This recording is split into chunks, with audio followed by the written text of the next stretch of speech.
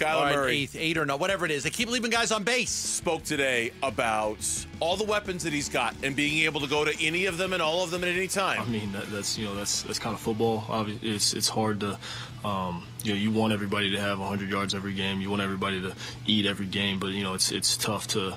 Sometimes the other team takes away. Sometimes you just don't hit on those days. But when you get those opportunities, you make them count. And I think that was kind of the situation on Sunday. Obviously, Marv had 2 catches, but the 2 catches were probably 2 of the biggest in the game.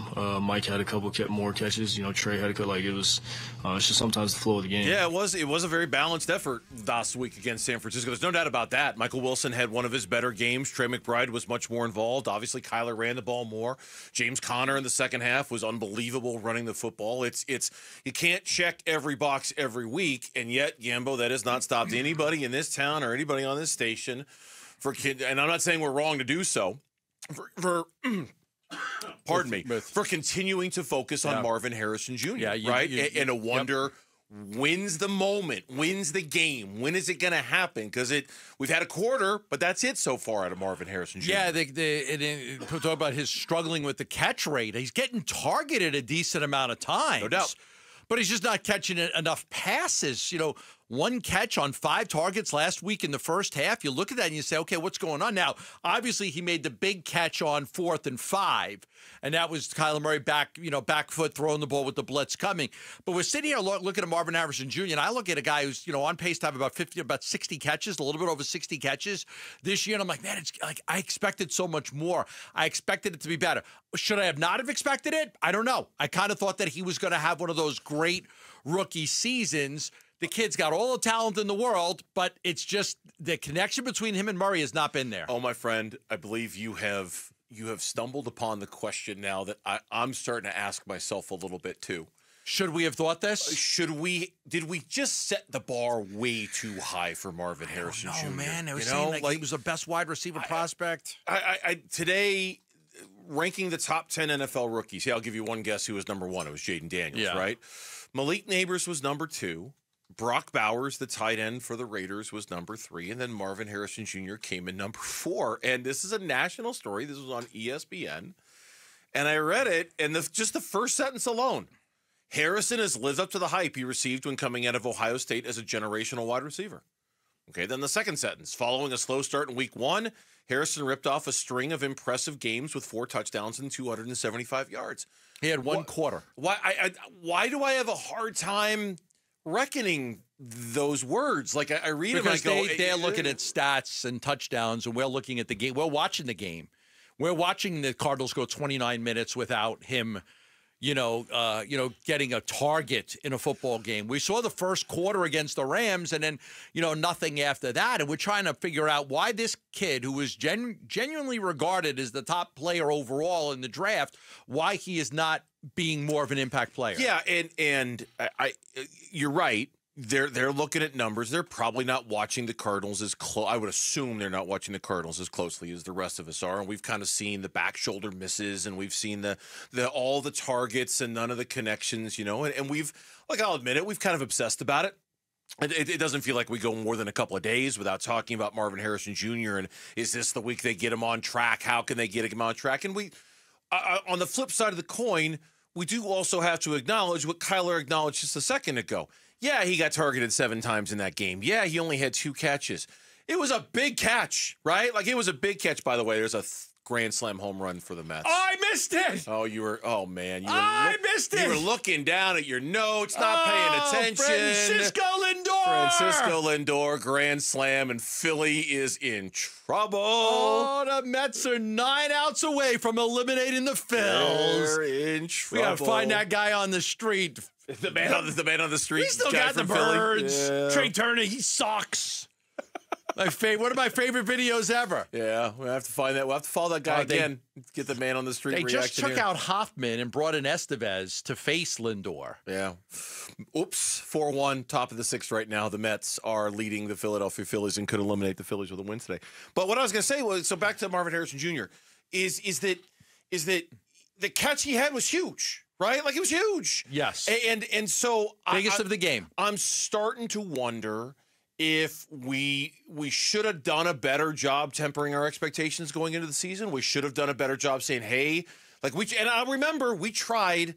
I remember in August, we're like, hey, it doesn't always happen for rookie wide receivers in year one. Look at all the wide receivers it didn't happen for in year one. Like, I remember having all those conversations and doing all that thing. And yet, Gambo, on the other side of this, as much as we've talked about it, and as much as we've tried to figure out the why it hasn't clicked, I'm still not worried about it at all. I'm still not worried about them picking the wrong guy, them making a mistake. Right. I don't know where you stand on that. I'm not worried about it. He's going to be fine. It just might take longer than we thought. There was a story I had tagged. Marvin Harrison Jr. is the best wide receiver, arguably the best overall player in his class. Don't overthink it. Because at the time, we were looking at, there was Neighbors and there was a Dunze, and it was like, yeah, you got 3 wide receivers that are all really good. But at the bottom line was like, everybody like, this kid is so special. He's such a special talent that don't overthink it. Take Marvin Harrison Jr. over a Dunze and Neighbors, and don't worry about it because he's going to be that great. Now, is he going to win Rookie of the Year? Probably not. No, probably not. Jalen Daniels is probably going to win Rookie of the Year, and if it's going to be a wide receiver, it's probably going to be Malik Neighbors who wins. I mean, I say that. It's been a quarter of the season we've played. He still certainly has a chance. This week might be a tougher matchup for the Cardinals to get what they want with Marvin Harrison Jr., with McKinney out there kind of patrolling things. This is Kyler Murray on the Packers, very talented safety. Great player. He's a great player. He's going to do what he does. Try not to give him the opportunity to do that. And on the Packers defense in general? Very, very opportunistic. They've been playing really good football, lead the league in turnovers, creating turnovers.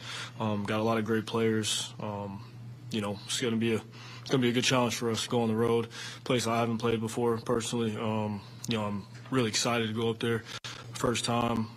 Great environment, really historic place. A lot of great players that play in that stadium, so I'm excited about it. Wow. Yeah, it is going to be a little bit of a challenge. You've mentioned Xavier McKinney yesterday and how well he's done.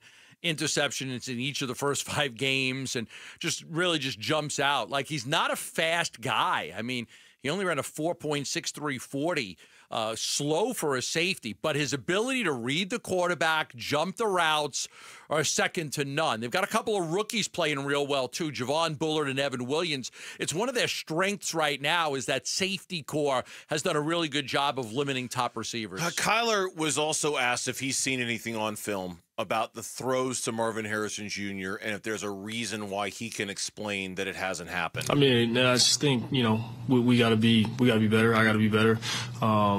And they'll come. I mean, that's not it's not a slouch over there. They're a good team. Competitive catches and stuff like that will eventually continue to hit. So I'm not really pressed about it. Both sides are. You're not worried about it. I'm not worried about it. They're not worried about it. I mean, should we be? Probably not. I mean, it's so early. Marvin Harrison Jr. is going to play in this league for a long time. Yeah. And he's going to have a lot of success in this league. But there are players like Keyshawn Johnson. I think he was a good NFL receiver. Did he end up being the guy everybody thought he was going to be? No, I don't think he's one of the all-time greats. But when he was the number 1 overall pick by the Jets, it was like, oh, my God. And he was good, but he wasn't like a superstar. He wasn't great.